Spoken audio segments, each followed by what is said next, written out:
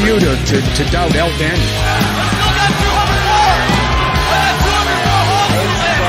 This is Robbie Eagles. This is the loosest in Australian wrestling, Adam Brooks. Hi, this is Mimic. This is 5 times the world's heavyweight champion, the Scrap Daddy himself, Scrap Ryan Adam Pierce. This is Brian Alvarez, and you are listening to Wrestle Radio Australia.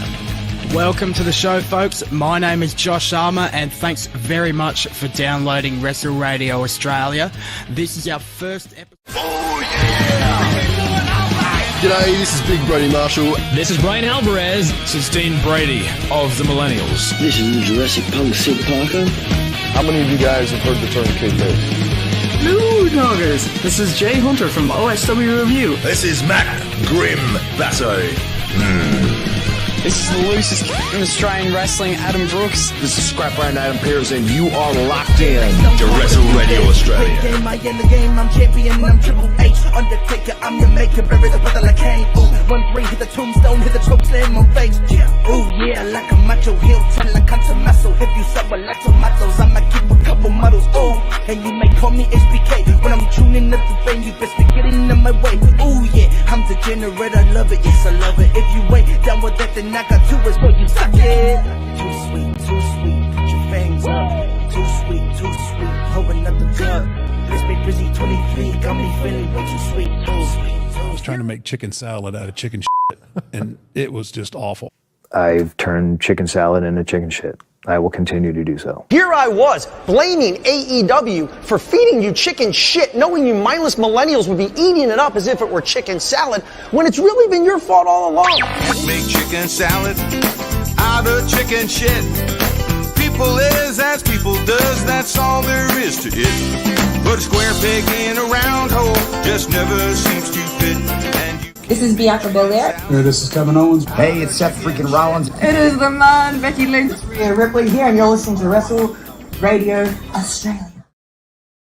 Hello and welcome to Making Chicken Salad, the Wrestle Radio Australia show where we talk about everything going on around the world of wrestling. I am your host, Lachlan Albert, and I am joined this week by a man who revolutionizes every project he's on, Jeff Setti. Jeff, how you doing, brother?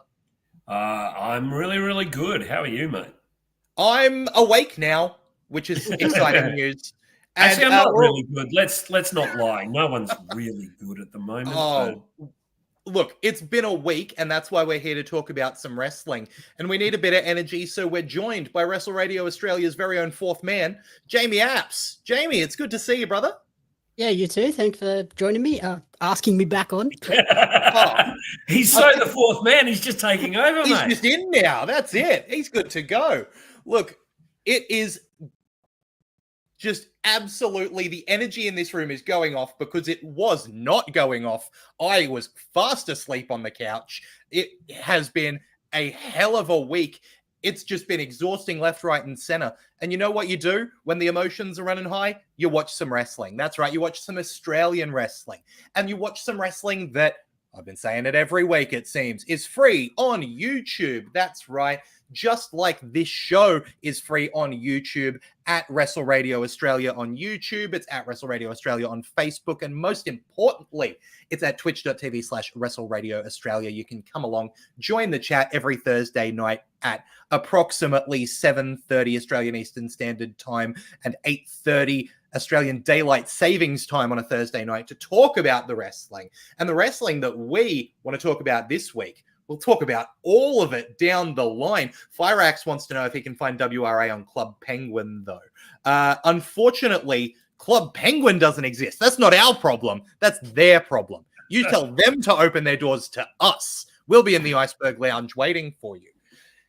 We are going to talk about Project Revolution 5. That's Pro Wrestling League's big event that's just happened a couple of months ago here in Brisbane. Now, we've talked on the show about how Project Revolution can be a little bit hard for us to talk about. Todd is really quite heavily involved in Project Revolution, which makes it the kind of show that is difficult for him to be able to comment on objectively.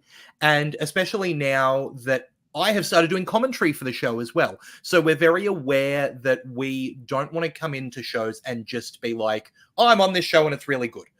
because that's not beneficial for everyone when we're doing these reviews. We want to be able to have some objectivity. So that's why we're so glad that we've got Jamie aboard to be able to have that bit of an outsider's perspective. And it's not just one person in Jeff saying, yep, this is what I thought. And that's the only opinion we've got that's not really like internally biased. There's still going to be some bias. We're making that very clear.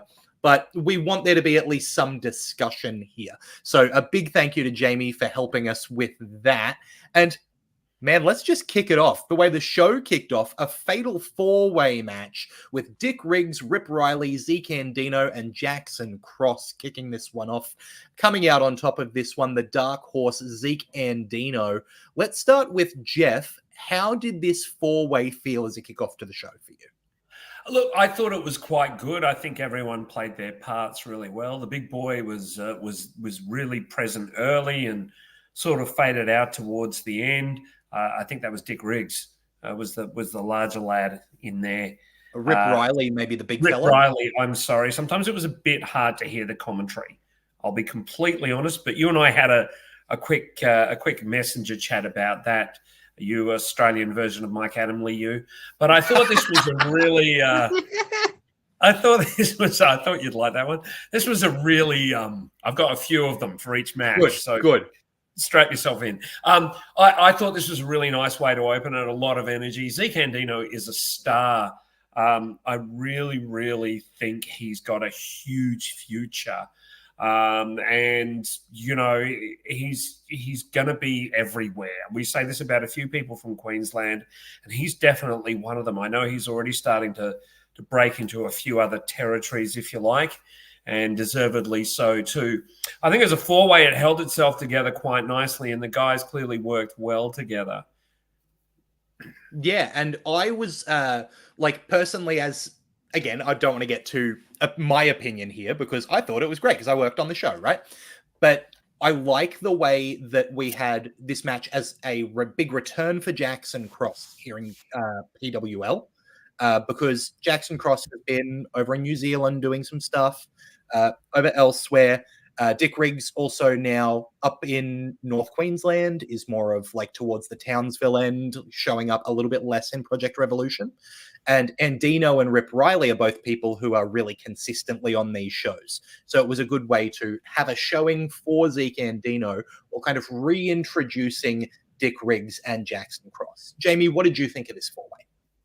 I thought it was like the perfect match to kick off the show. Nice and exciting. Zeke Andino of AEW fame, strangely, with his cameo appearance on there. But I think, yeah, Zeke is, like Jeff said, going to be a star. And the Super Show coming up in February is probably going to be the moment where everybody looks at that and goes, oh, shit, why aren't we booking this guy in other places around the country? Because people in Japan have already noticed. Yep. Yeah. In Australia, not so much. Absolutely agree. So moving on from that, you know, insane four-way opener to a really emotionally charged, big storytelling style match, a dog collar match between Bobby Bishop and Jesse Daniels. You know, it's the kind of stipulation where for a story to get this far, it is clearly pulling some weight with it.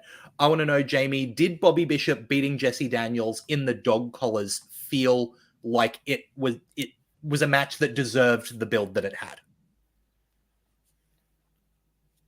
I thought it was awesome. I expected this one to be brutal and violent, and it was.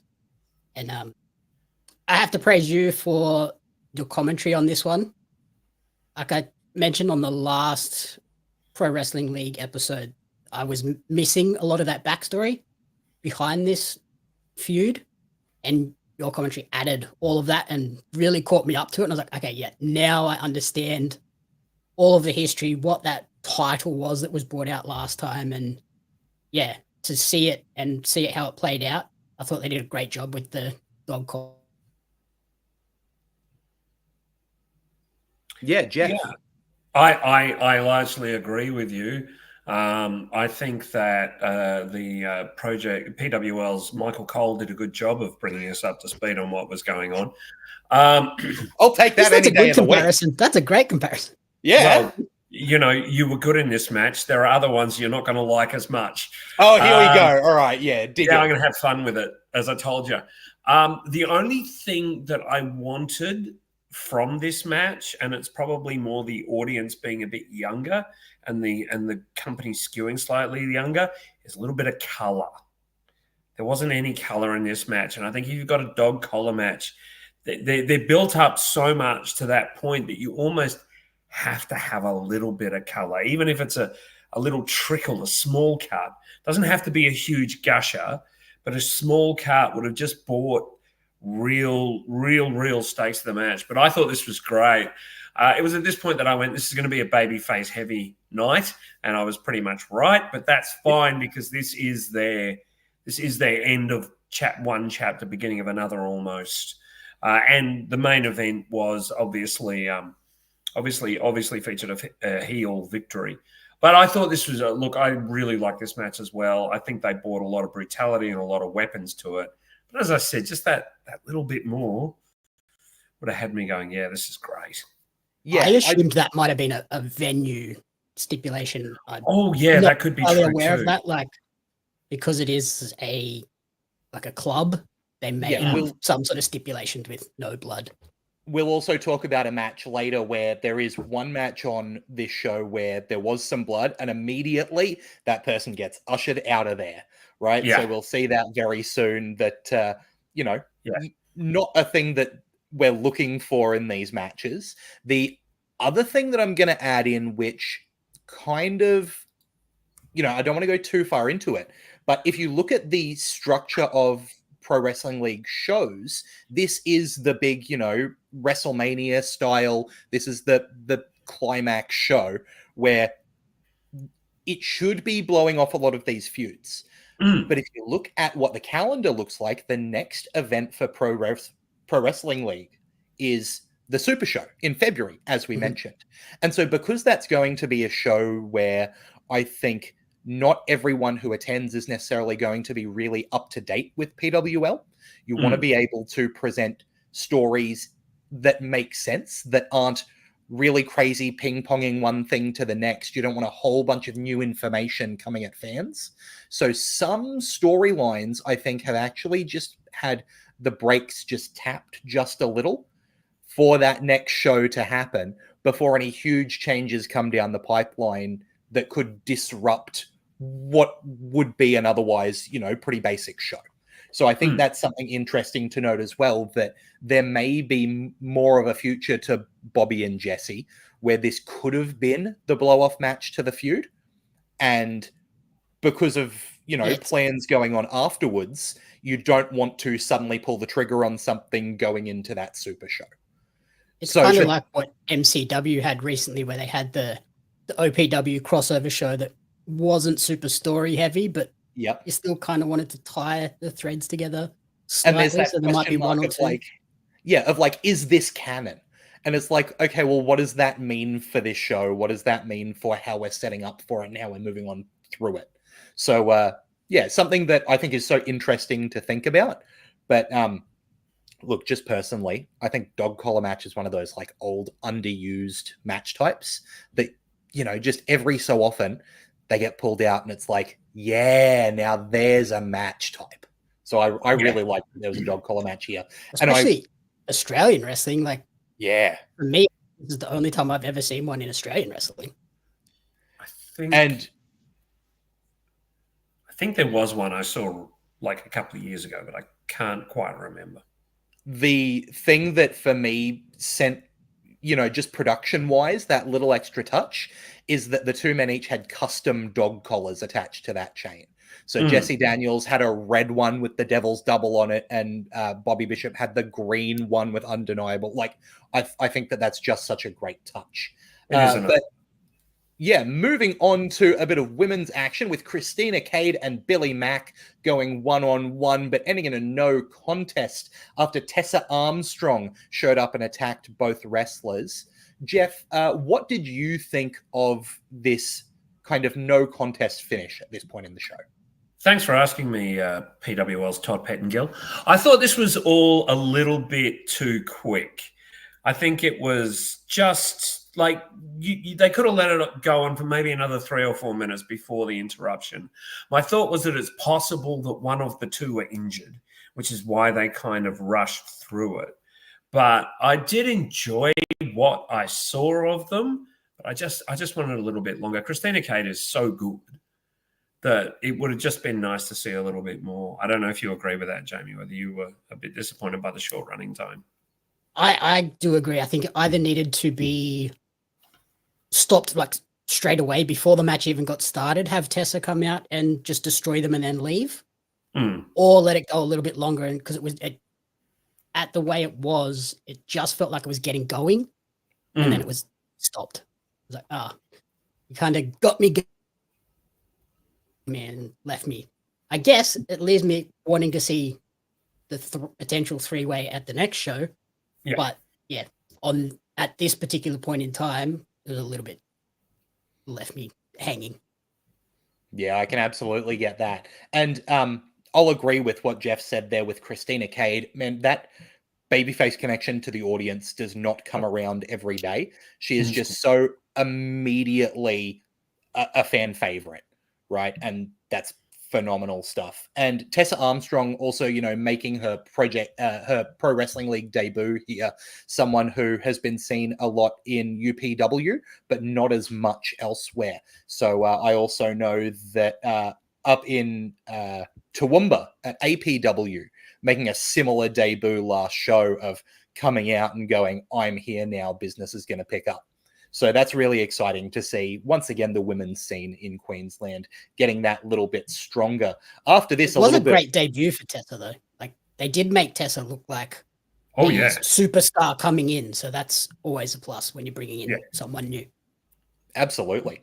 After this, some absolute chaos with the new Pro Wrestling League tag team titles on the line in a 4-way ladder match. Wacol's Most Wanted, Strong 94, Decadence, Bad Blood, all vying for those titles with ladders everywhere. And our inaugural champions, JJ Avery and Renegade, Strong 94.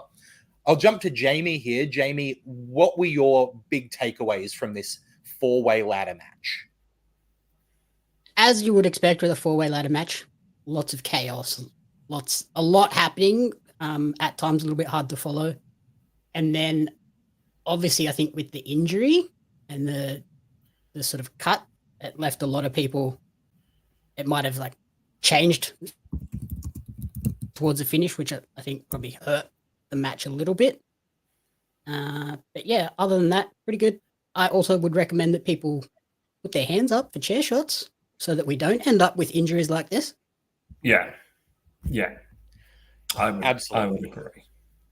So for context, for anyone who has not watched this, as part of Wacol's Most Wanted, Jack Tarr took a chair shot which split the back of his head open quite wide and let some blood spill.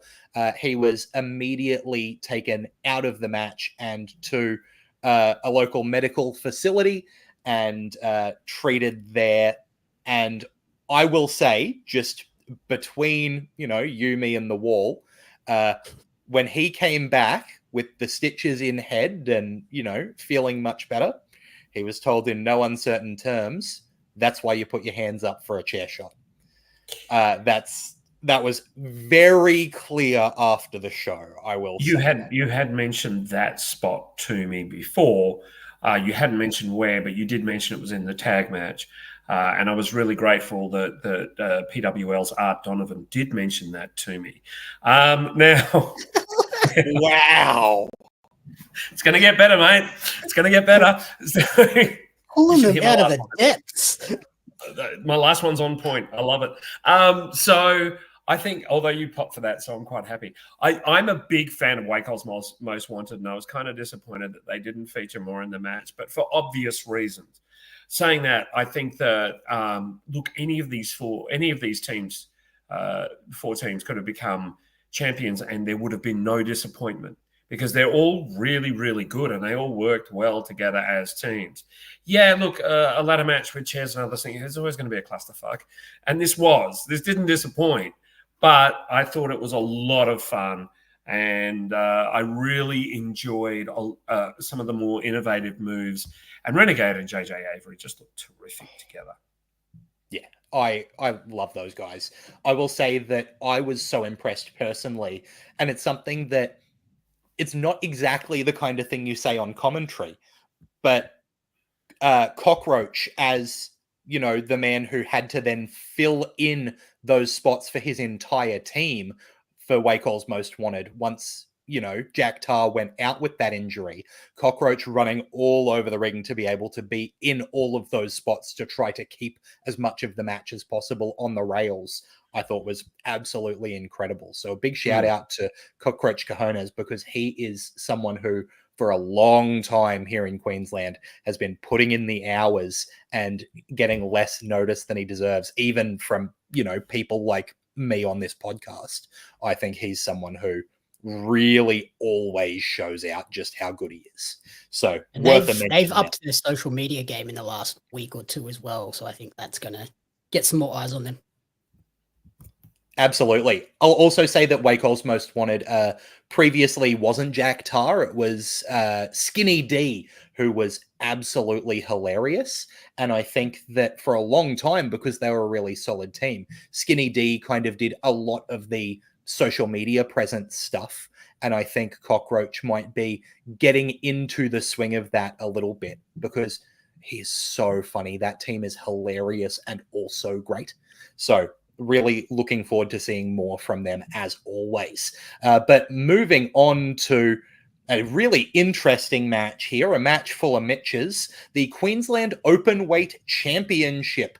EC Diamond, the champion, defending against Mitch Ryder, accompanied by Todd Eastman, but special guest referee Mitch McCarthy, one of the shareholders in Pro Wrestling League and someone that Mitch Ryder has not been getting along with as of late. I was really interested to see using the special guest referee as a way to further that feud while also having Diamond on the show.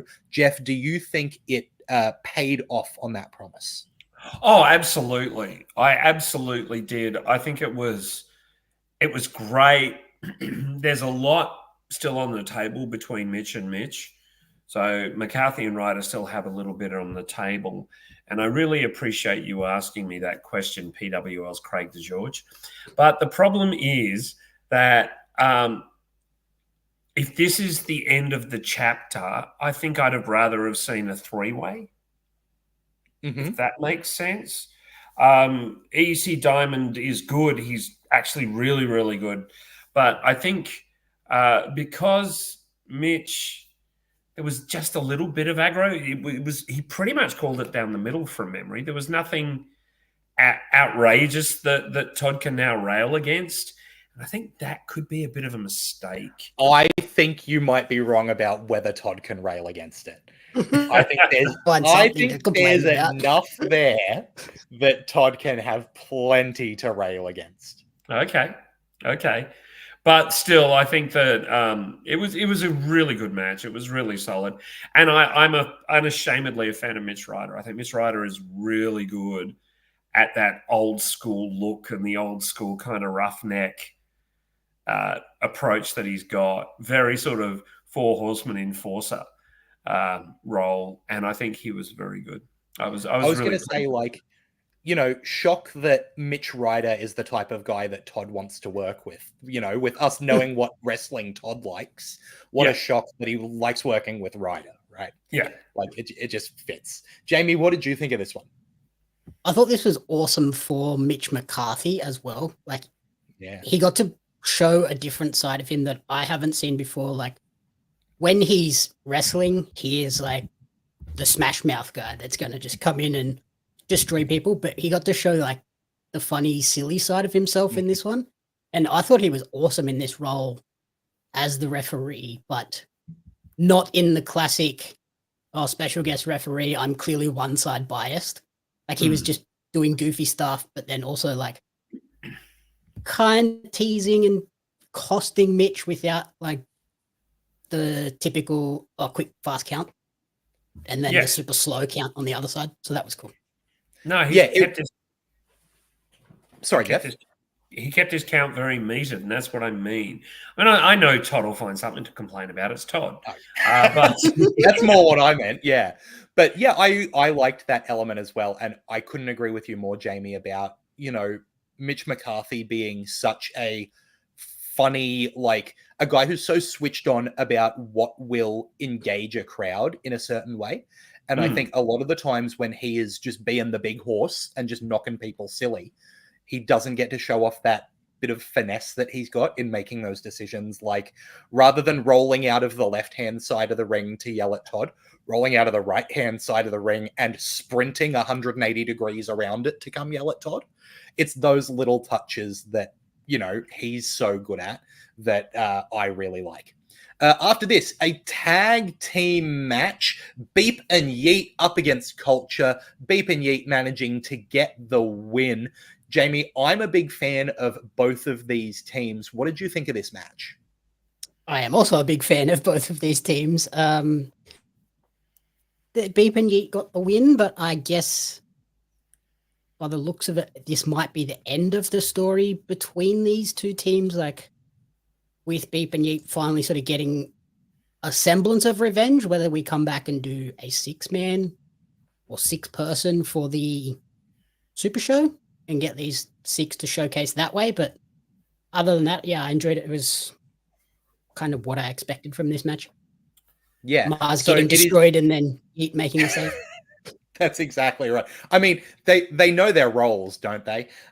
It is worth noting that this is the team of Yeet Stevens and Lil Mars, Beep and Yeet, who recently have been working with the Stockmen as part of this story, and then Culture in the form of Moko Kai and Eugenie, who, recently seen on Coliseum. That team also has Toa, who was in Japan at the time, so not the full version of the team, which is why we see the 2-person version rather than the full 3-on-3. Jeff, what did you think of the tag match? PWL's Kevin Patrick. I really, really liked a lot about. Yeah, you like that one. I thought you would. Wait till the last one. It's a burner. It's just a burn. I really liked so much about this match. All 4 had ridiculously good chemistry. Like, all 4 worked so well together. Much like you, Jamie, I would like to see a 6-person tag at the Australian Super Show, because I think they all deserve to be on the Super Show and put them in that format, and it's really, really good. I'm unashamedly a fan of Culture. I am really a big fan of Culture. I spoke at length last time that we were together, Jamie, about how much I like Eugenie and how wonderful a human being she is. She's really, really sweet, lovely person. That I really wanted them to kind of go over. I know that it would have,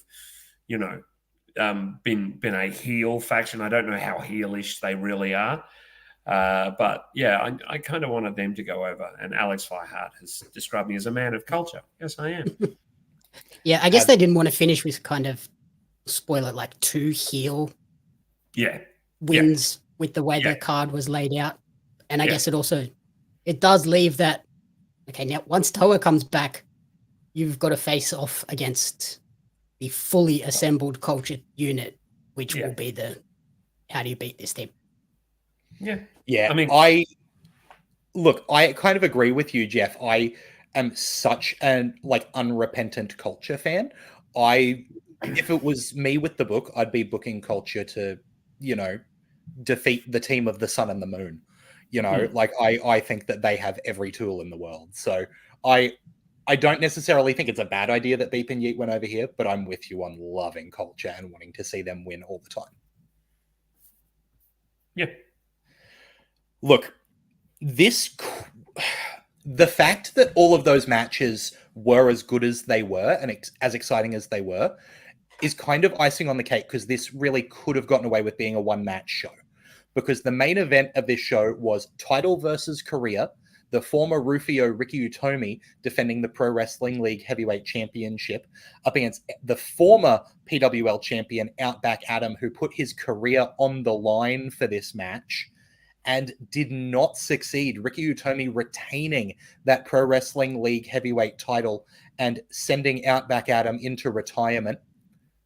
I'll talk about this one a little bit more because I do have that connection to these characters. So I would like to know, like, as someone who has seen these guys, you know, less and from further away, Jeff, how did this treat you? Thanks, PWL's Mark Madden. This one treated me. Yes!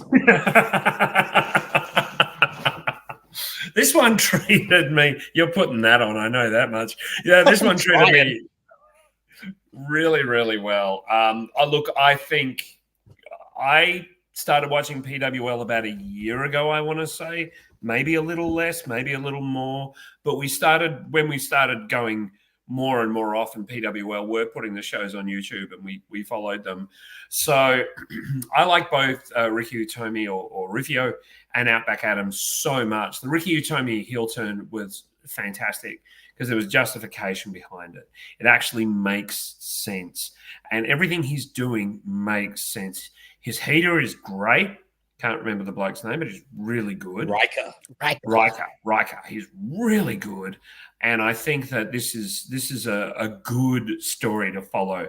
Outback Adam has so much charisma and so much going on that you know, I will be surprised if he's away for an extended amount of time. I imagine he'll be back certainly at some point soon, because we all know that careers are never permanently gone. But he's really good, and I thoroughly enjoyed this, and I thought this was a great match, and I'm really pleased you asked PWL Stephanie Wyand. Thanks, appreciate that. You've even gone over my head, Jeff. Good on you, mate. Yay. I haven't got that one in the bank. Jamie, what did you think about this one? I thought this was easily the match of the night. There was so much emotion in this. The crowd was 110% behind Outback Adam. And then to get that shock result, like, you see title versus career and you go, the title. And then it didn't change hands. I was like, oh, okay. What? And yeah, I think that's an awesome way to end the year for Pro Wrestling League too, because that's going to have people going, what now what's going to happen? Like, who can beat Ricky? Like, he's just defeated the one guy we thought had a solid chance and with title versus career was most likely going to get it and didn't. So now what's ahead? So it's a perfect cliffhanger moment for the company. Absolutely. I will say that, like, from the perspective of someone who was there on the day, when the card went up so that everyone could see it and it had Ricky's name in bold, there was a bit of a confused reaction and people asking around, oh, are we going for, like, what's the story here? What's going to go on? And then it kind of came out that Adam was taking a break, and the entire rest of the day was people checking in with Adam if he wanted to change the finish and being told, we can change the finish if you want. Just let us know, and we'll flip it. It's all good. Say the word. But no, Outback Adam went, no, this is, you know, I'm going to have a break and we'll see. I'm really crossing my fingers that Outback Adam comes back, just personally, because I think the emotion that is in that video is 100% pure. I'm going to be surprised if he doesn't come back at some point. I hope that it's sooner rather than later, because I think that basically every show that he could be on is going to feel like it would be better. It's going to be something missing. Yeah. He's so phenomenal. There are two things I'd like to say, if you don't mind. Firstly, it's really important that wrestlers who are going through mental health struggles or any kinds of health struggles or just need a break, it's important that they take that break. Yeah. You know, because otherwise injuries pile up and people fall apart and things like that. So good on Outback Adam for taking that break. And Outback Adam, if you're listening, come back soon, because I, for one, will miss your tush. Oh, what a tush. What a tush. What a tush, and what a wrestling show it was. PWL Project Revolution 5. Alex Fireheart says, if nothing else, it's nice to have a wrestler retire or just take a break because they want to, rather than an injury taking the choice away from them. Couldn't be more right there, Alex. And, Absolutely. you know, I know that for Adam, this was the thing where it was like, it wasn't that this was, you know, his world ending. It was, I need a break. I need to do some other stuff. I need to work out what Adam is away from wrestling, and good for him. And I hope that that brings him a lot of joy. I hope it brings him the choice to come back to wrestling soon, but I also hope it brings him a lot of joy. So if he does come back, I imagine he'll come back with so much more fire and energy as well. And he's already one of those people that you feel that as soon as he walks out. So when he does come back, he's going to be a force to be reckoned with. Absolutely. And I also really appreciate what this gives Ricky Utomi as the champion, right? Mm-hmm. Like, to be the guy who retired Outback Adam, like that's something. So, and you know, Ricky's a guy who can handle that. He's done 1,000,001 things, and it's gonna just go up from there. So if you want to watch this show and you can deal with my voice for the runtime, head on over to YouTube, search for Pro Wrestling League. That's who that was. Now can you understand why it was funny when you were calling me those names the entire time? No, I don't get it. Head on over to YouTube, search for PWL Project Revolution. You'll be able to find it there. If you're listening to the audio version, I'm sure that Todd has provided a link in the description. So you can just get onto that show for free.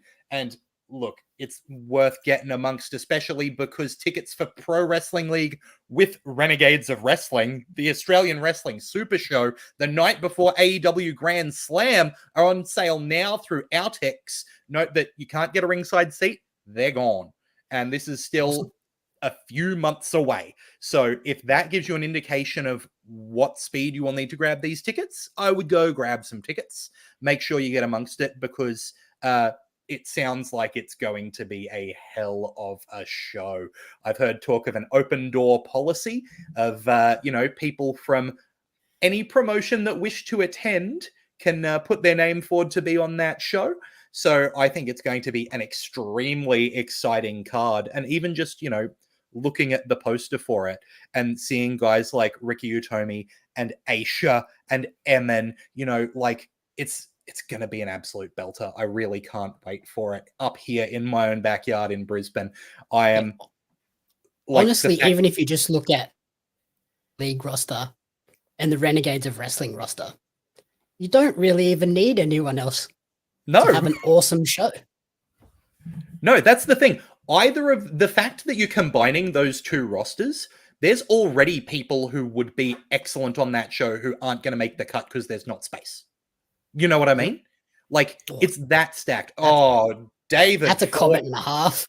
David Fort in the chat just said culture versus ambush. Oof. Yeah. I'd say take my money, but they don't have to. I'm sitting at commentary for that.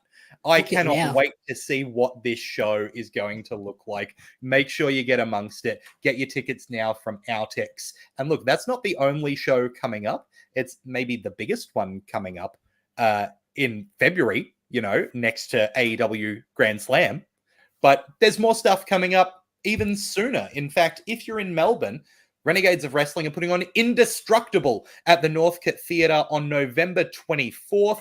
So far, we've got a few matches announced for that. There's going to be Falls Count Anywhere, Starlux versus the Glow Up, finally putting those two teams in action against each other. We've got Tyson Reed versus Matty Romano 1-on-1. And for the Renegades of Wrestling title, Mitch Waterman versus Emin. With only 3 matches announced so far, that is already going to be a killer show. Agreed, and we've still got number 1 contenders. So Camby and Cava are the number 1 contenders for the Renegades of Wrestling tag titles. So you can imagine there's probably going to be Murdoch and Jarvis against Camby and Cava. So that'll be really interesting. I think you mean Cava and Camby. Also coming up in the Melbourne area next month, the day before the birthday of a legend, Sunday the 8th of December. At the Melbourne Pavilion is MCW Endgame. Stacked, right? Oh. There's Jarvis and Lucky O'Leary competing to become an icon. There's Dropouts with Mikey Broderick versus the Midnight Three. There's Eugenie versus Erica Reed for the MCW women's title. There's an MCW tag team title 3 stages of hell match with the icons Adam Brooks and Rocky Monero taking on the Parea, Eli Theseus and Gabriel Eros. Sorry, the Parea. Thank you. That's better. And in a match that I'm leaving till last, because even though it's not the main event, this is maybe the most excited I've been for an Australian match this year. Ricky South versus Edward Dusk in the Sacrament. Like, that's a match that, for my money, that's going to be match of the freaking decade. That has all of the potential in the world. I'm really excited for that. That'll be great. But there's also a 20-person over-the-top rope battle royal. The number 1 contendership to the Inter Commonwealth title was announced this morning. It's going to be just a great show. I'm so looking forward to this, as we came to wear my ticket arrived, so I'm very happy. It's going to be a banger. It's going to be an absolute banger. We've got Scott Green finally joining the Tuckman, so it's going to be Who's Scott Green? Oh, in the dropouts. In the dropouts. So the dropouts and Mikey Broderick will be going up against the Midnight Three in 6-man tag action. It's going to be fantastic. Going to be a great show. Excellent stuff. Well, if you're elsewhere, if you're not in that Melbourne area, in fact, what if you're over in the Perth area? Well, EPW's got you just before Christmas. Reawakening 23 is at Willerton Stadium on December 14th. I know that I can speak to, the crowds at EPW for these big shows are always electric. So if you want to see matches like, the EPW Invitational Final with CJL versus Hayden Zenith, if you want to see triple threat tag team title action between DNT, ATO, and the Pulse, whoa, I just kind of processed how stacked that match was as I said it. If you want to see Tyler Jacobs' final fight in an unsanctioned match versus James Hartness, if you want to see another match that I am just absolutely sweating for, is Solomon Blackwell versus Damian Slater in the Pen. And that's even before the main event, the 4-way for the EPW Championship, Marcus Pitt versus Taylor King versus Jesse Lambert versus the Radmaker Kingston. That's just like 4 people who I would assume are champion. You know what I mean? Like, if you told me any one of them is winning, I'm like, that makes total sense. I see how they're going to be champion. What a card. EPW Reawakening is always such a big show. And the 23rd one, for them to still be putting on something of that quality. Unreal stuff. There is something so magical about EPW. There really is. There's something, and you and I felt that when we were over in Perth earlier this year, Lachlan, that there is something really, really special about an EPW show. The crowds are rabid. They're always so loud, and they've got their favourites. And I think that this is going to be one heck of a show. And the Wilton Stadium is a lovely facility. So get your tickets. Just get your tickets, because there's going to be more announced. That's not it. There's going to be more announced. Just looking at that card, it's impossible to pick which match is going to be the match of the night as well. Like, I think all of those matches could be awesome. That unsanctioned match, I think, is going to be absolutely insane. Yeah. Yes, it is. But then also Blackwell Slater in the Pen. Like, obviously that's going to be unreal. But then at the same time, like, CJL is so good in his role, and Hayden Zenith is right on that precipice. So, like, the feeling in the crowd for that invitational final is going to be so choice. You know what I mean? But, like, and then, like, you literally heard me when it's like, okay, the tag team championships are DNT, who are undeniably great, versus ATO, who are, like, finally back in Australia doing this awesome stuff. And then the Pulse, who have shown for a long time that they are just absolute shit kickers. Like, that match is going to be physical and crazy. Like, that's going to be. What do you put to open the show? Like, any of those would be a main event of any show.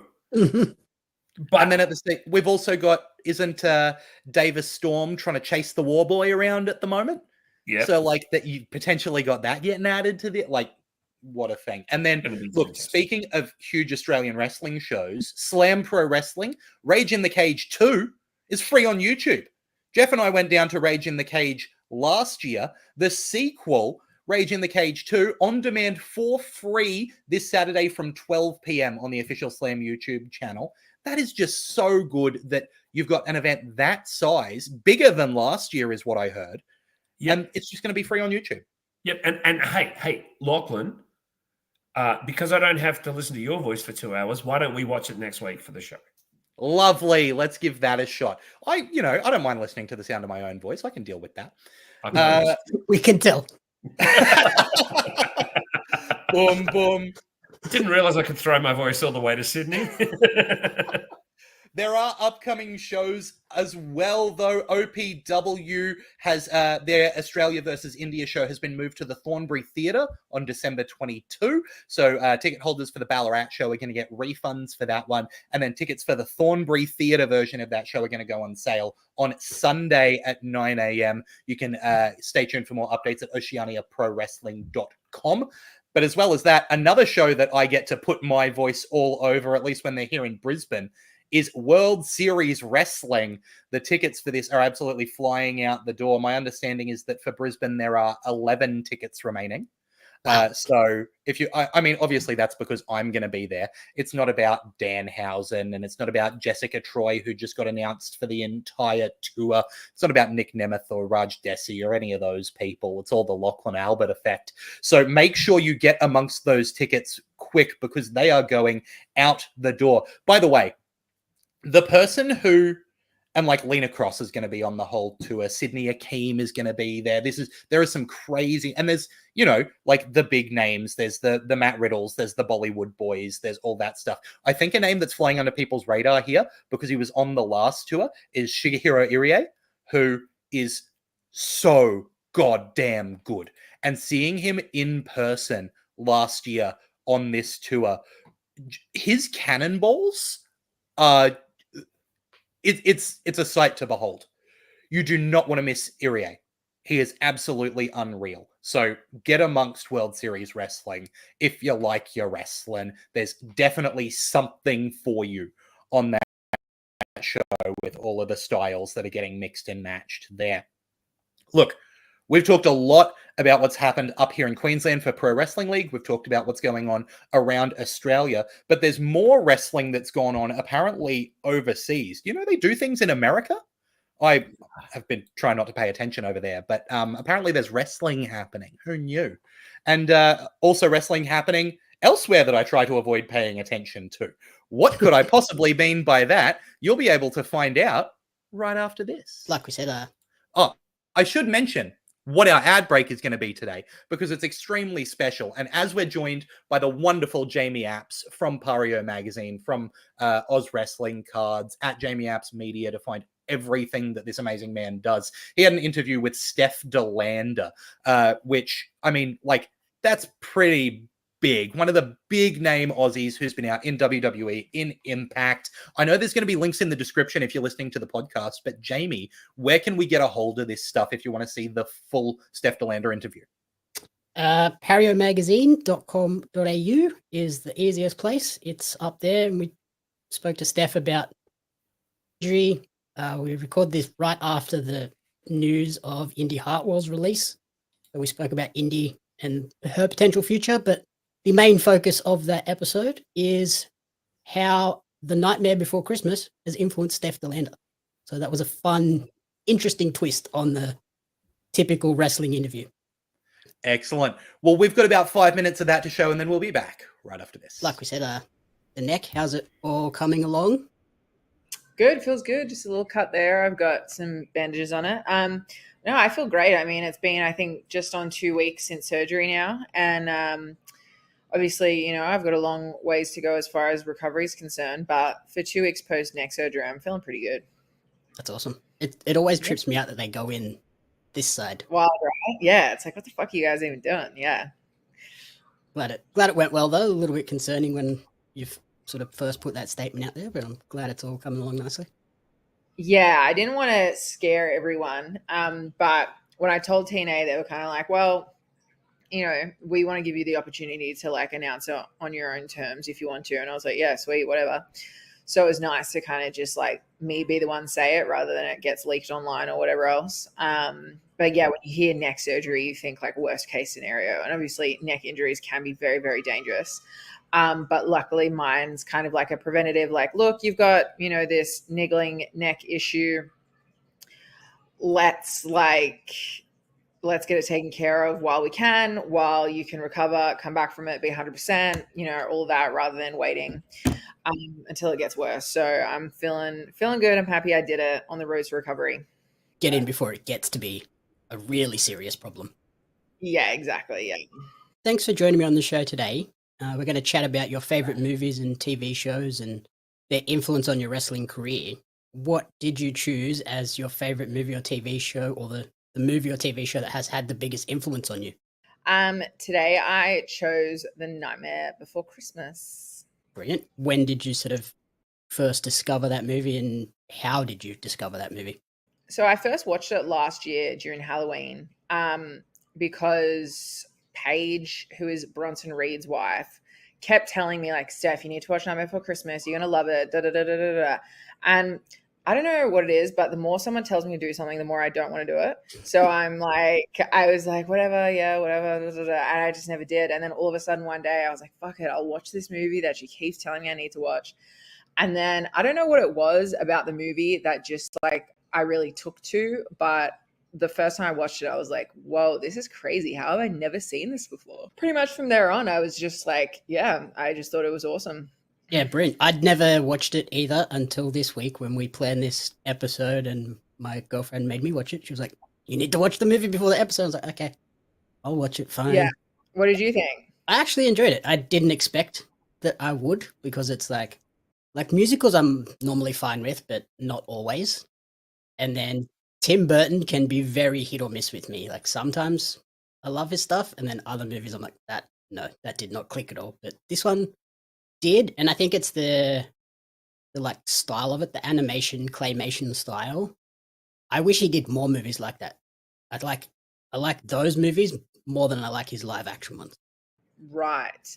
Yeah, I didn't think I was going to like it at all either, because I don't really like musicals. Like, I don't really care for musicals. I don't really care for children's movies. I love Christmas and love Halloween, but I was like, what am I going to like about this? This just looks like a kid's movie. But I think you're right. I think it's like the combination of like the stop motion, and then also like the darker, like more gothic stylizing of it. I don't know. It's like, it's a children's movie, but you're like, but is it? You know what I mean? Like it's it's quite dark for a kid's movie. Yeah, it's not like a goofy movie that you're like, whatever, I guess we're watching like Minions or some shit. It's like it feels like it's a bit edgier. So yeah, I don't know. I just think it's and I mean, like, it's catchy. Like, the songs are catchy, and I think it's just entertaining. It's fun. It's easy. As intricate as it is, it's also easy to follow, and it's short. Like, I think it's like only like an hour and a half, which for me is such a win. Like, if someone tries to make me watch a movie and it's 3 hours, I'm like, what is going on? Why does this movie need to be 3 hours? Yeah, I think there's a lot. Like, it's an easily digestible movie for a first-time viewer, I think. Yeah, 100%. Yeah, so like Oppenheimer would be a big no-go for you.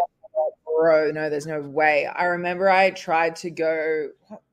I went to the movies and I saw Inception at the movies, and I was like, after 20 minutes, I was sitting there going, I think I want to go home. I can't do this. Like, I can't do this. I honestly don't think I even finished it. I either left or I was like playing games on my phone the whole time, because movies like that, it's like, I can't. Like, poor Mance, when we're sitting down watching a movie together, he has to pause it like every 10 minutes. And I have to be like, okay, so who's that person? What are they doing? How's this all working? How did we get here? And he's like, did you not just watch the whole? I'm like, I did, but like none of it made any sense. So I'm like a real child when it comes to watching and understanding movies. You're making me question my mum now. Maybe my mum has ADHD. She might, because a lot more people have it than you think. Because yeah, we watch a movie and like 10 minutes in, she's like, so what's that? I was like, I've watched the same amount of movie as you have. What's going on here? Yeah, no, it's crazy. I don't know what it is. I don't know if it's like an attention span thing or whatever else, but we'll be watching the same thing for the first time, and he'll have a total understanding of what's going on. And I'm sitting there going like, I don't get it. Kick off your AEW Grand Slam weekend the right way with an unforgettable night of wrestling action at the iconic Eden's Hill Hotel in Brisbane on Friday, February the 14th, as Pro Wrestling League and Renegades of Wrestling present the Australian Wrestling Super Show. With an open door policy, expect the unexpected. You never know who might appear to shake things up. Whether you're a long-time fan or new to the Australian wrestling scene, this is the perfect way to start your weekend off with a bang. Get your tickets now from oztix.com.au and don't miss this incredible night of Australian wrestling action.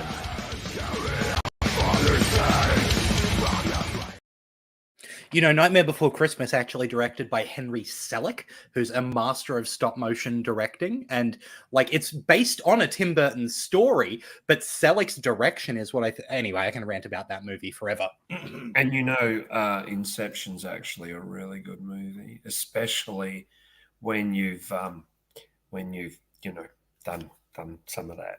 Had a couple of happy puffs. Oh, interesting. Jeff, I didn't know you did that. Welcome back to Wrestle Radio Australia and Making Chicken Salad, where we're going to talk about everything going on around the world of wrestling. WWE held their, I think it's a little bit more than annual now. Is it annual? I'm not sure. Anyway, WWE Crown Jewel was on this past weekend. Let's have a look at the lineup of matches.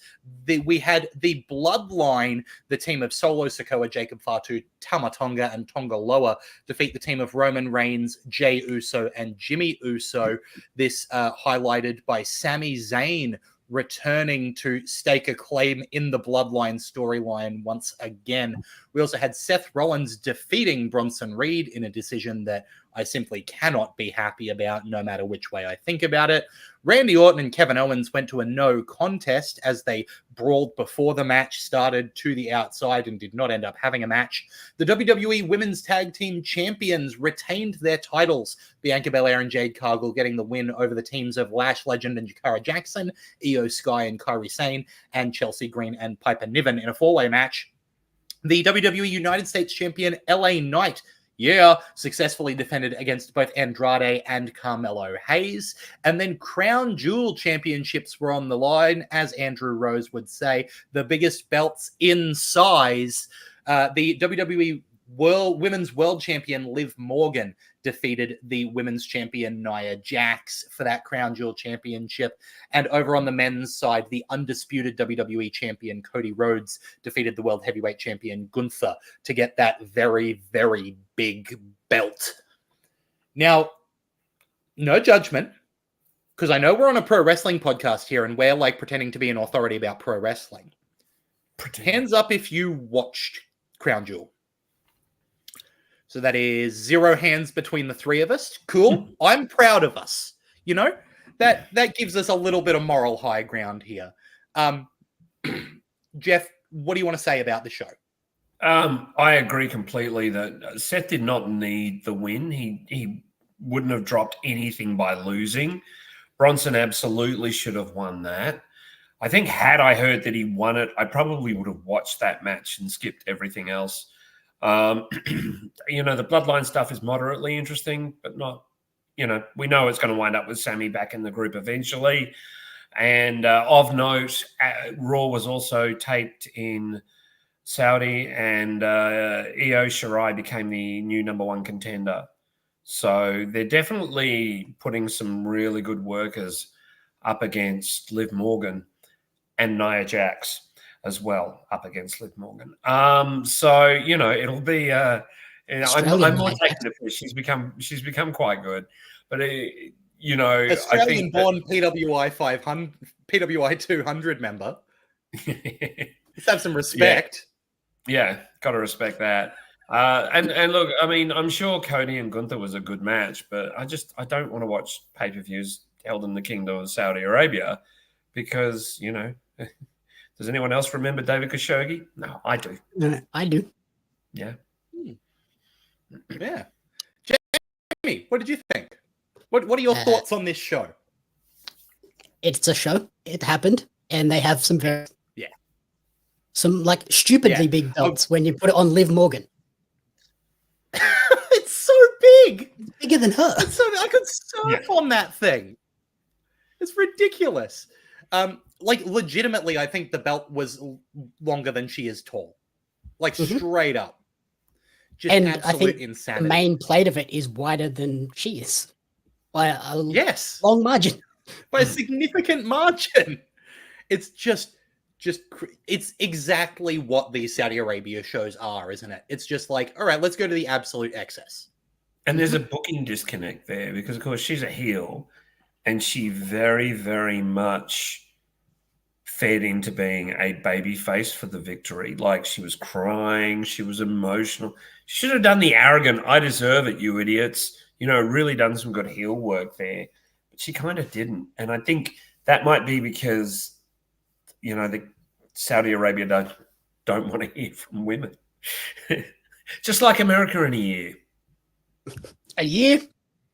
Well, probably less than that. A month and a half?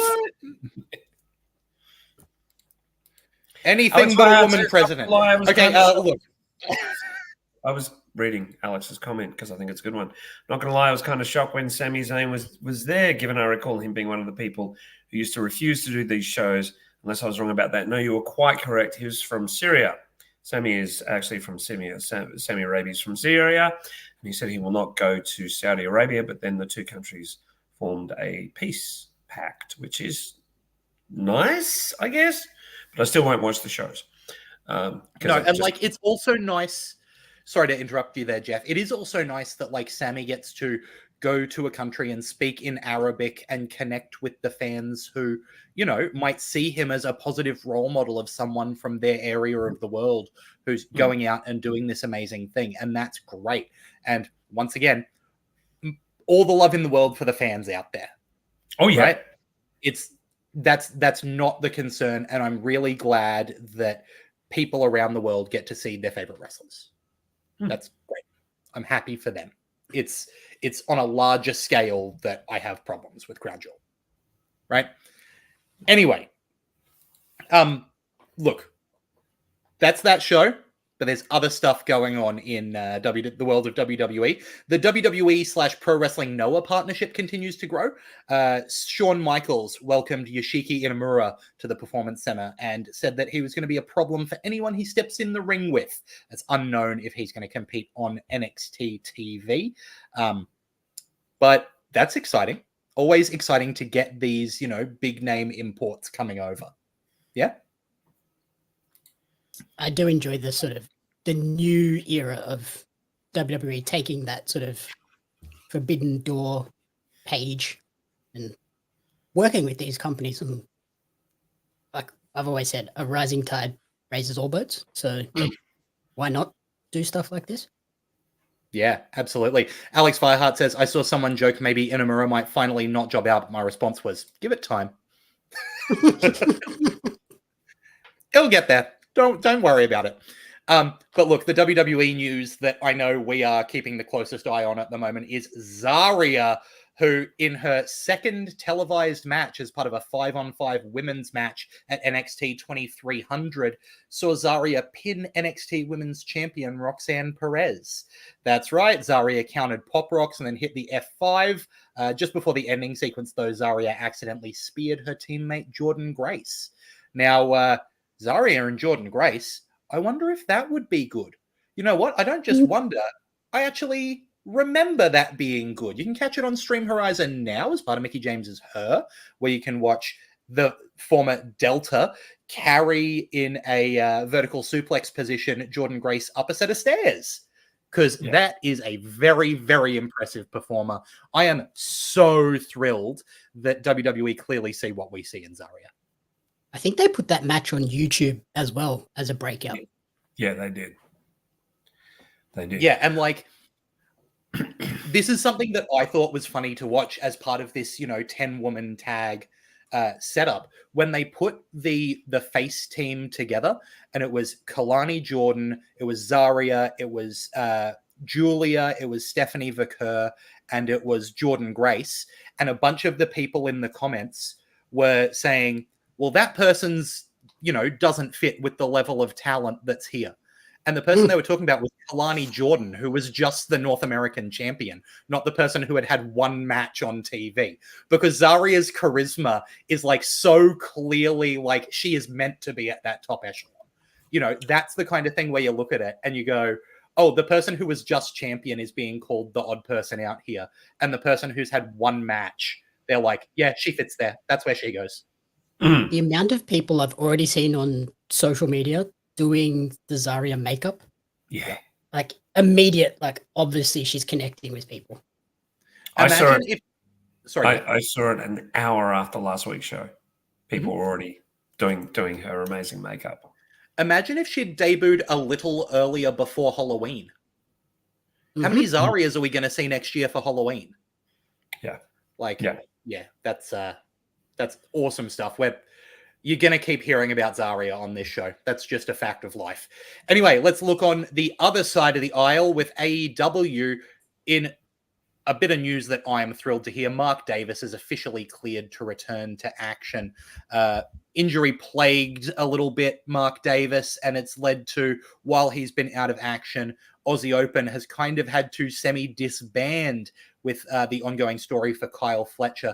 I'm just really glad to hear that Mark Davis is healthy, and I like watching the man wrestle. So fingers crossed he can keep doing it without any more of these long-term injuries.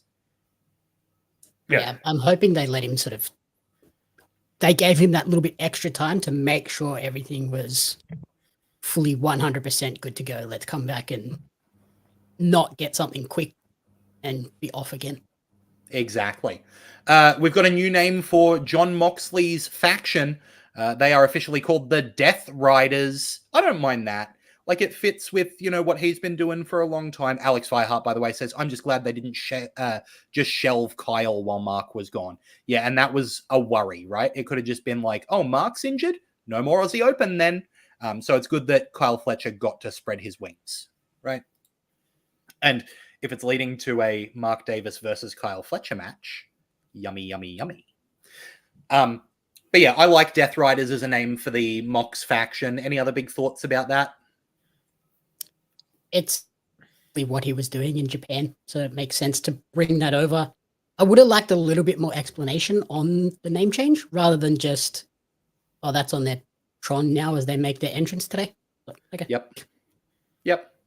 Was BCC, now it's Death Riders. That's fine. Alex Fireheart says Death Riders is generally nice because it's shorter than Blackpool Combat Club. I agree. I also think BCC was always kind of a weird acronym when you were talking about it. So, like, typing DR makes sense to me. Like, BCC was just that little bit awkward, and I don't know why. I also think since Regal's not been in AEW for over a year, it makes no sense to keep calling them BCC. Call them something else. Mm-hmm. Yeah, they have no connection to Blackpool. Even, when they had Bryan Danielson, who did have a slight connection with going over to England and wrestling a bit, still made no sense. No, makes no sense at all. No. Powerhouse Hobbs is back. He was revealed as Ricochet's mystery partner versus Fletcher and Takeshita, and it was Hobbs' first time appearing in AEW since April 2024 due to injury. Always good to see people returning healthy. Powerhouse Hobbs is someone that I think we've talked on the show about potentially having a really big future. Jamie, what's your thoughts on the returning Hobbs? It was a great return. He came back, looked like a beast. And I think it was, like, obviously every time there's a mystery partner announced on AEW, people jump to crazy speculation on big, huge names.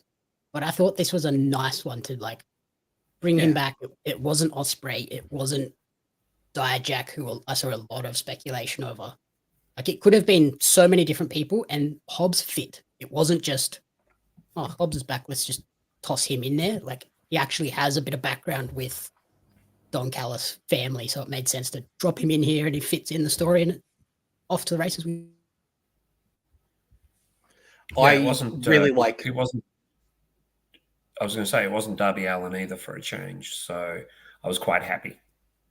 Yeah, I always like when AEW says there's going to be someone exciting, and then it's actually a part of their roster that they're using, rather than some other person they've got, so that more people are not getting TV time.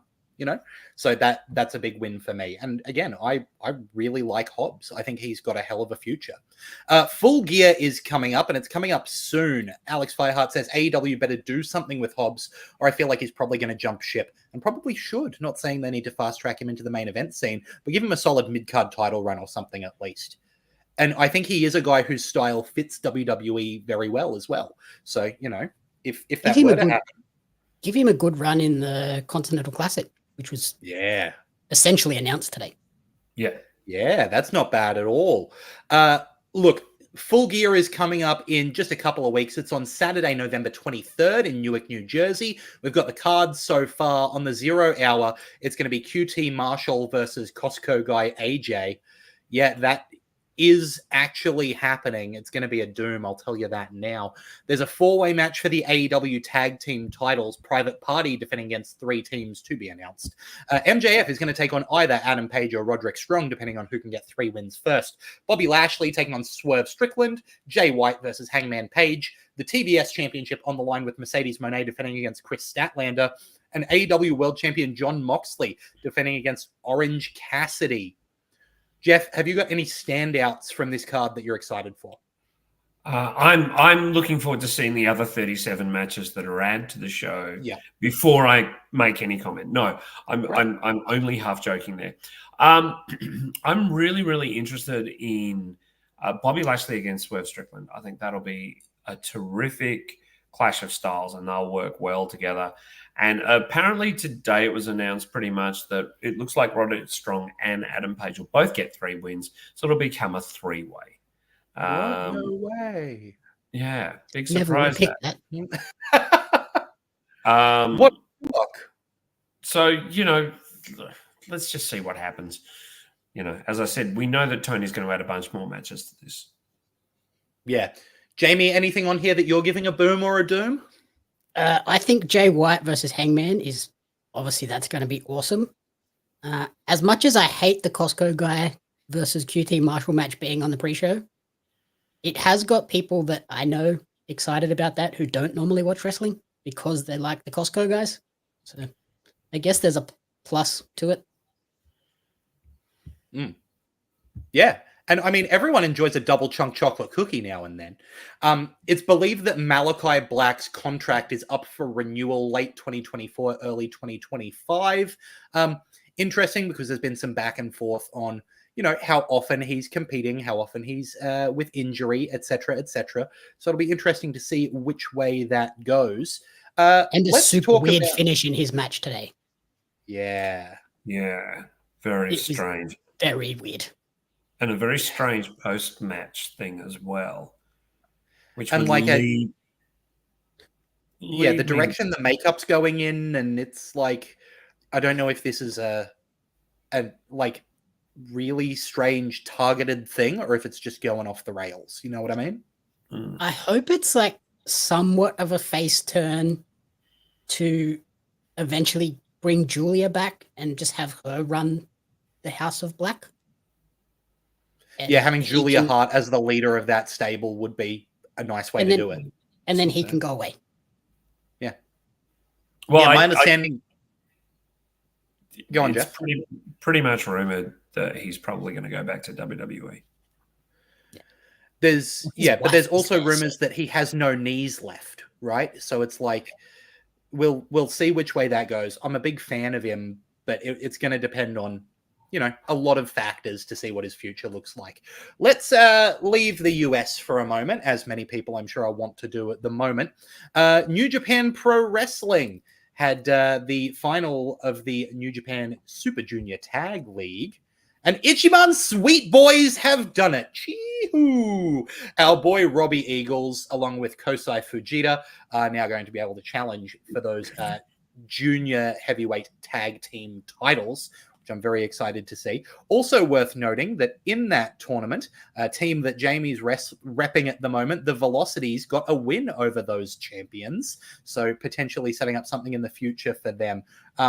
Always so exciting to see the way that Aussie teams go into this tournament and they don't just like have an okay showing. it's like genuinely people are excited to see them. They come across really well. They show the level of, high quality wrestling we've got here in Australia. Jamie, what's your thoughts on Ichiban Sweet Boys getting that win?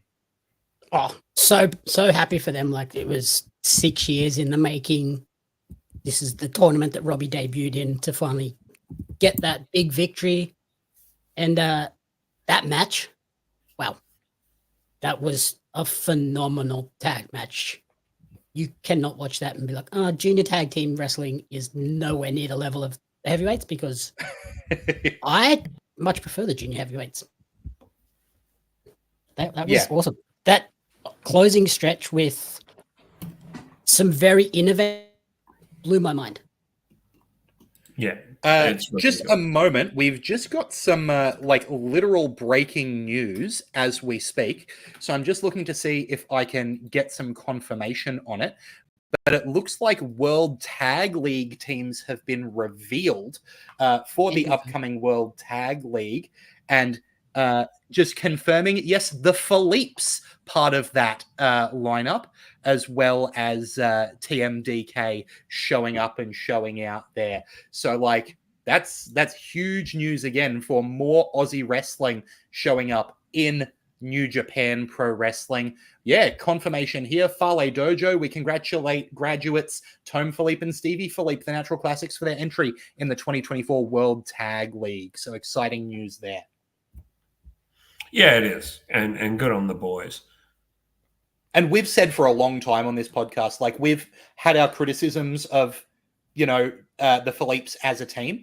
The Natural Classics are custom made for New Japan Pro Wrestling. Mm-hmm. Bell to bell, phenomenal. Very good team. And any criticisms are not directed personally at them. Oh, God, no. More at the package. And good on you, boys. Good luck. I hope you smash it. This is one of those times where I think, just like the Velocities, and I think we'll see the aftermath of the Velocities being in front of more eyes very soon, I think you put these two in front of a New Japan audience and they get launched into the stratosphere. They are too good to be denied. There's two matches in their block that I'm particularly excited to see them have against Great Khan and Hinare, and then up against TMDK. I think those will be absolutely phenomenal matches. I've got to say I'm very interested to see Hiromu and Naito as a team in B block, because I don't know about how much ring time we're going to see Naito get as part of that, right? I was kind of hoping that the fact that he lost the title means that it was looking to be much more of a wrap-up rather than immediately going into World Tag League. But, if the reason Hiromu is there is to do a lot of that heavy lifting and give Naito the opportunity to go around and still work some shows without being too much the focus of them, I'm okay with that. And I think it's also maybe to build to a Naito-Hiromu Wrestle Kingdom match. Likely. I also really like the team of Taichi and Taka Michinoku in that block, which I think is very cool. I'm kind of intrigued by the team of they're an A block, but Gabe Kidd and Sonata will be a great team together because they're both very good tag wrestlers. So I think it's going to be a great tag league this year, showing that again, New Japan are definitely back. They're definitely hitting their strides again and just putting on some great shows. Yeah, that show that the tag league the Super Junior tag league on, that was New Japan at their best again with a whole new cast of characters. Look, let's not go saying that New Japan's best is taking titles off Aussies, but that was a bit disappointing, yes. It's disappointing to see TMDK lose those tag titles, but things happen, right? It's that's fine because there's going to be a new Aussie tag champion in the form of Robbie Eagles, so all is good. Wrestle Kingdom 19 on Saturday, January 4th, 2025. Pardon me, has got a card that's coming together. It's got an IWGP Junior Heavyweight Tag Team Championship match with Kushida and Kevin Knight defending against Robbie Eagles and Kosei Fujita, TJP and Francesco Akira, and Clark Connors and Driller Maloney in a four-way match for those titles. We've got the New Japan World TV Champion Ren Narita defending against Jeff Cobb and Ryohei Oiwa. I always struggle with that one in a three-way. IWGP Junior Heavyweight Champion Dookie defending against El Desperado. IWGP Global Champion David Finlay defending against Yota Tsuji. Hiroshi Tanahashi versus Evil. And for the IWGP World Heavyweight Championship, Zack Sabre Jr. defending against Shota Umino. Meanwhile, on Wrestle Dynasty the next night, Sunday, January 5th, 2025, it's going to be Zack Sabre Jr. versus Ricochet. If ZSJ retains the title in night one, that will be for the championship. I think it's very interesting to have the champion already announced for a match in both nights. Yeah. So it kind of feels like, sorry, Shota, everyone knows you're not winning because that's going to be a title match. Right. I also wouldn't be shocked if that title match on night one is not the main event. Yeah. Yeah, I'm not 100% sold that Shooter is the right the right opponent for ZSJ, but he's not terrible. But I can't see him lifting the title off him. Yeah, Alex Fireheart in chat says, given Shota got booed when he challenged, I'd be shocked if he wins, short of a heel turn. Yeah, and I don't think Shooter's turning heel anytime soon, just personally. No. There's a lot on this card already. I wouldn't be surprised to see a fair bit more on this card, but I think that it's already quite a diverse card, which is very nice, right? You've got some chaotic, the three-way TV championship match is going to be wild. Meanwhile, you've got like Dookie and Despy is going to be very much straight up IWGP. Like that's what you're expecting from those junior heavyweight matches. And then you've got Tanahashi versus Evil is going to be a classic style back and forth, like hard hitting, a couple of spectacular moves, but really traditional. Like I think it's a good card so far. Yeah, I'm really intrigued by because I'm a big fan of Yota Tsuji.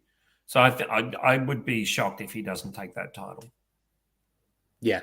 It seems I especially think that with the rebranding to it being a global championship, I think Yota is a great fit for it as well because he's someone who I think would look great defending that title outside of Japan. Yeah. Fantastic. Well, look, we're not called Let's Talk About What's going to happen in New Japan. We're called Making Chicken Salad, all right? We're going to talk about what's chicken salad and what's chicken shit, right? We're going to find things we liked this week, things we didn't like this week.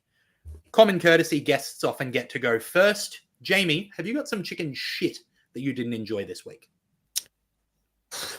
A lot. Yeah. Can we? Let's also narrow it down to within wrestling, please. Well, it's wrestling adjacent, Lachlan. Oh, come on. He's a Hall of Famer. He's a Hall of Famer. Here's a hint. If you're a Hall of Famer, you should not be eligible to be the president of the fucking United States of America. But that wasn't my shit, my chicken shit for the week. Mine was Corey Graves' like weirdly snarky line about Sami Zayn when he returned as well. Obviously referencing him not like saying that he wouldn't do those Saudi Crown Jewel shows. But I don't think you needed to include that on the commentary. Are we bringing up personal things that have now been resolved? Leave it alone. Yep. Yeah, I agree. Jeff, got any shit for us? Yeah, look, it's a bit of a sad chicken shit because I like, avoiding what the result of the election was yesterday.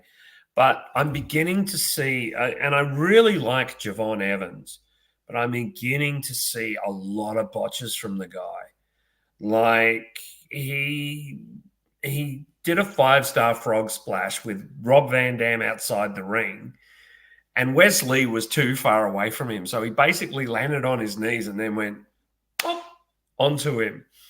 And it just didn't look good. Like, Sure, Wesley should have rolled a little bit closer, but they probably rehearsed the spot a bunch of times. But if you felt like you weren't going to hit it, like drop and then give him some kind of splash, change the move slightly, because it just didn't look good. And I think that's a shame. And the other one, Baron Corbin, Tegan Knox, Indy Hartwell, the three really, really all good workers. And I mean, I know Indy a little bit. She's a good person. Everything I've heard about Tegan Knox or Nixon Newell, she's a good person. And apparently Baron Corbin was so liked backstage. Like, there was a reason he was kept around as long as he was, because he was hilariously funny. I'm really sad he's gone, because whatever they asked him to do, he just went, yeah, I'll do that. I'll do that. Eat dog food? Sure. I'll do that. Shave my head? Sure. So I think it's really a shame. I think Baron Corbin might be like Drew McIntyre levels of comeback big. Yeah, like you're probably right. Because everything he knocked out of the park. Everything he touched, he turned to gold. Yeah. Like, I don't know who expected Happy Corbin to be anything, and yet he made it kind of entertaining. Yeah. How you get that character of sad, poor Corbin and make that one of the most entertaining things in wrestling? Yeah, I think extremely highly of Corbin. And, you know, if you've ever seen some of the, like, cooking stuff he's done online, he just seems like a funny, like, a person who knows what he's about, right? I think he would... I think once the Tyrant left, he was allowed to kind of be himself. And I think that once he was, people really gravitated towards him, because that run in NXT was fantastic. And I think that that's where he started being himself, and people went, hey, this guy's great. So, and obviously, like, you know, Tegan is a phenomenal worker who is always going to be a great worker. And Indy is, look, I know that, you know, Jamie Apps, if you go over to, pariomagazine.com.au, is that right, Jamie? That's and correct. You can listen to that interview with Steph DeLanda, where she talked about, you know, how easily Indy Hartwell can fit elsewhere. Selfishly, I'm not going to be upset if she shows back up in Australia and we get to see more Indy up close, because there's some great stuff that she can do. So that's fantastic. Alex Fireheart says, chicken shit. Shane and Mikey losing the IWGP heavyweight tag titles, mainly because I prefer Okan and Cobb as a team to Okan and Hanare, but also I just kind of hate United Empire as a faction. Like, some of them separately, but the fact Alex likes some of them separately, but the faction, I want them to split up. Yeah, it's a weird faction, isn't it? It feels like it's the faction Now for that Osprey's gone, it makes no sense. Yeah. Yeah, like there's no leader there to unite them. What are they united about? I think I disagree. I think they're fine, but they should change their names to just 5 Ponds. None of them are... I really like how international the group is, right? Like, that's the thing. Okan, you've got a Japanese representative. Cobb is Hawaiian. And then you've got Hanare is from New Zealand, right? So, like, it does feel like, and Alex Fireheart is right, says technically TJP is the leader at the moment, but you wouldn't know it, right? And then you look there, so there's, you know, a Filipino who's at the head of the group. I think it would be really cool to go, you know, if they really solidly made it, we only want the best person from each country, right? And then you actually set Okan up in an interesting spot where he becomes the standard bearer for Japan within that faction, because I am not a huge Okan fan, but I think there's interesting ways that he can be used that he's not being utilized at the moment. And I think that might be an interesting thing for him to be able to sink his teeth into, right? Get it? The teeth? Yeah. Just rebrand them and give them sort of logical reason to be together, not just, oh yeah, we were together because Osprey brought us in and now we're still just together. Yep. Yeah, that's exactly right. My chicken shit. I want to talk about, look, I'll connect these two things, and the chicken shit that I'm giving is the state of the world around Gunther right now, right? And what I mean by that is, number one, the loss at Crown Jewel. I understand that when you do a champion versus champion match, someone has to lose. And I think that you want that crowd to be happy. It is kind of a glorified house show with a little bit of story going on. So, of course, you have Cody as the big conquering babyface win. But I think it sucks to see Gunther lose at this point in his momentum, right? Because really, he has only kind of lost the one time, and it was to Sammy. And, you know, he's made clear that's not going to happen again. And then Cody gets a cheeky roll up on him and just beats him. So, haha, Gunther, I can beat you. Oopsie doopsie. Like, I don't love that in terms of Gunther's character. And on top of that, I think what would have made that make more sense, that it seemed like they were maybe building towards, is having Goldberg cost him that match. But then Goldberg couldn't be there. But what Goldberg could do is announce that he will have a match in 2025, because he's going to retire the same year as John Cena does, because that's the one thing that we're missing. More Goldberg matches. Bill Goldberg. Listen, Madden, I never want to see old Berg again. Ever. All right. Going to start calling things souplays if you want to start referencing old commentators this whole time. Let's talk about some chicken salad. Let's be a little more positive. Jamie, what did you like this week?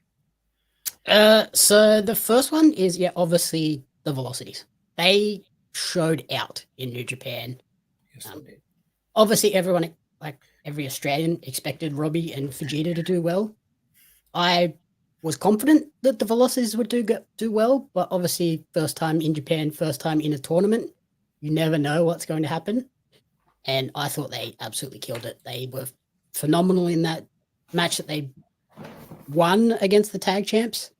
And then I think they were almost the stars of that 8-man tag on the finals show. They did awesome, and I'm so happy for them, and hopefully we'll see much more of them. And then the other one I wanted to shout out was Kate from Fightful returning to YouTube and her new show, like 5 Things. Such a fun show of just like, here's 5 things that from a different perspective, these different companies could improve. And the one that I really enjoyed was that chuck a QR code on the inside of merch and have it like play a video like thanking you for buying the merch. Like, that's a great idea. Why aren't especially WWE, who they love to chuck a QR code in the background of promos, put a QR code on a merch and it just pulls up a private YouTube video. Yeah. I love when people do interesting things with merch, and that is such a good idea. I remember Underworld Wrestling in Melbourne. They had shirts, and I found out because I contacted some of the people after I found it out. And some of the people involved in Underworld didn't know that it had happened because the person working on the merch had just done it. But they had a little like cage logo, but that was like double printed. So eventually, as you wore it, it would start to peel off, and there was a different logo underneath that was a dragon. So like you actually uncaged the dragon by wearing the shirt. Like there's such cool stuff that can be done with merch, right? Like I think that's a great idea. And big shout out to Kate, who's a friend of the show. Jeff, chicken salad for the week, mate. I mean, obviously Zarya is quite clear that's good. I also this is a bit of a personal one, but it was really, really nice. Mandy Zacks got married over the weekend, and one thing that stood out to me is Indy took her partner, and even now, that's kind of wonderful that Indy and her partner are comfortable spending time together and going out in public, whereas you've got to consider some time ago that would have been a big no-no because of the company Indy was working for. Whereas now, I mean, yes, she's no longer working for that company, but I don't think they'd have cared.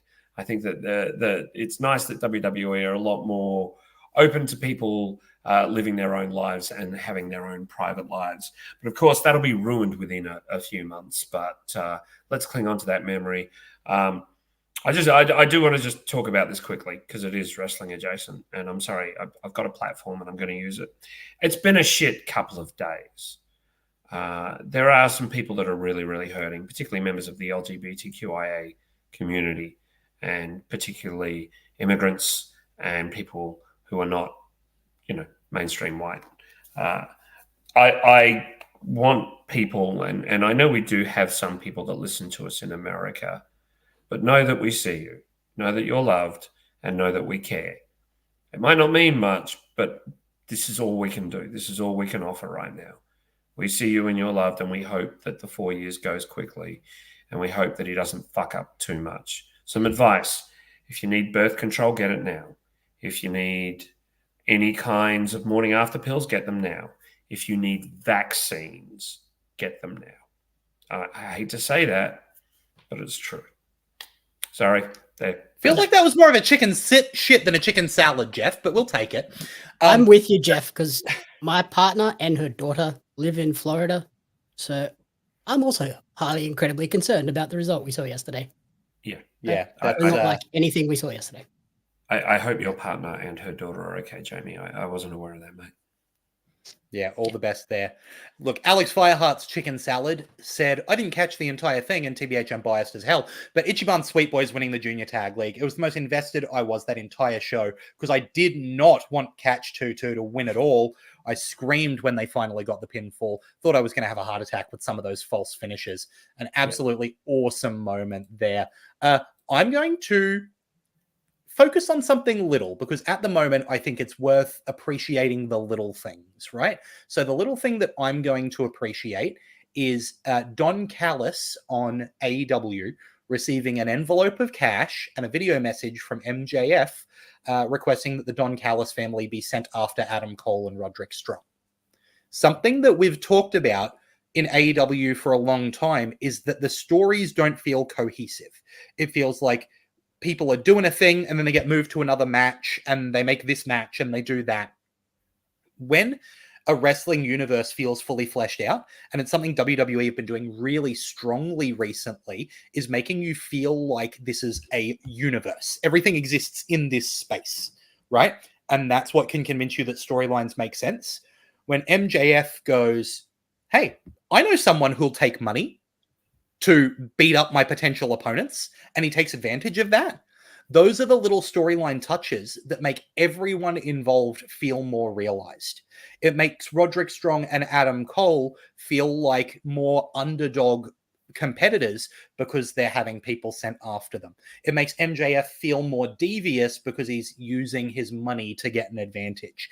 It makes the Don Callis family feel more vindictive because they're just taking money to beat people up for no reason. It's these little touches that I think really makes things, and a little touch that you can do to make chicken salad is to go to Wrestle Radio Australia and hit the subscribe button to get notified every time we go live, to get new episodes every time they come out. You know, you can subscribe to us on YouTube, Apple Podcasts, Spotify, Podcast Addict, wherever you get your podcast. You can hit subscribe. It's free. And you can make sure you're following us here at twitch.tv/Wrestle Radio Australia to get notified whenever we go live. And you can subscribe here if you really love what we're doing. I'm going to pause my Excalibur speed rant for Alex Fireheart's additional chicken salad. Chris Brooks winning the KOD open weight title a second time in DDT recently. DDT absolutely caught me off guard with that title switch, but it was definitely a happy surprise. Also means a Brit is the top champion in both DDT and New Japan at the same time, which is kind of interesting. Absolutely, Alex. And DDT have been doing some great stuff recently that's been not as comedy focused, but still really good. And before you go on, continue with your Excalibur like continuation there, Lachlan. I'd just like to thank Jamie for having us on the show tonight. My pleasure. Well done, guys. Good job. Yes. And look, that I mean, Jamie's show, let's talk about it. ParioMagazine.com.au. So much going on there. Jamie's got the Oz Wrestling cards that he does. You know, everything on Pario Magazine, even outside of the wrestling, is so much fun. Jamie, where should we be following you? Yeah, you've said it. ParioMagazine.com.au. Easiest place. Socials, articles, podcasts, everything, YouTube videos. It's all there. Nice and simple. Wrestling cards. Top quality stuff. I love those wrestling cards. I was just looking at my Daria card the other day. I'm like, I'm so glad that I got this while it was still, something with Daria on it. Delta. Sorry, Delta. Blending the I'm getting the names mixed up. Don't blend them. She got this. Whatever. My Delta. That's the problem, right? Is that she's just going to be Zarya to everybody now. Yeah. Right. Yep. And it's already started infecting my brain. Clearly, the sleep probably didn't help. Look, if you want to make sure that we're infecting your brain, you need to be subscribed. And when you're going to subscribe, you can also give us a review. If you're on Apple Podcasts, 5 stars really helps us get around more ears, helps us get that spread that we're looking for. You can follow me at Lachlan Albert. You can follow the show at Wrestle Radio AU on Twitter and Instagram and everything. You can follow Jeff's project at Wrestle_Brainia. What's the Brainia goss, Jeff? Well, firstly, just a quick thank you to everybody that came to our show in Geelong last weekend with JXT and Chaos Country Kano. Kano is now out of hospital. He's going to be fine. Thanks also to Dane Simpson, who dropped by and did the show with us again. Always a pleasure to have Dane. The big news is we're going to be in Adelaide. Yeah, we're going to do the Adelaide Fringe next year. We're spending a weekend in Adelaide there, and we cannot wait to have you in the room. I won't quite reveal the details yet because they're still being finalised, but we are excited. We're going to be in Adelaide for the first time ever, and it's going to be great. Fantastic. So look, all of that's really exciting. And if you really love what we're doing, you can get some merch. Head on over to Redbubble, search for Wrestle Radio Australia. The proceeds don't go to us. They go to Beyond Blue and Gotcha for Life, 2 awesome charities that support mental health here in Australia. Look, it's been a big week. Take care of yourselves, people. That is the biggest thing.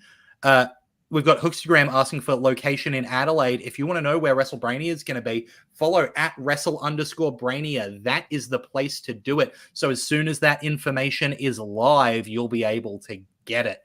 So that's going to be an excellent time. Again, I can't speak highly enough about WrestleBrainia. I love watching it. Just as a fan, it's a delight.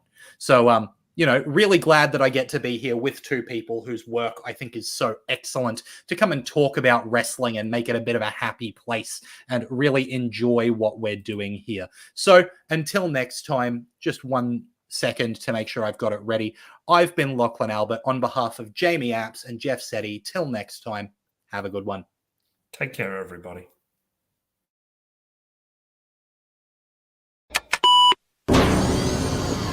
Your arms are just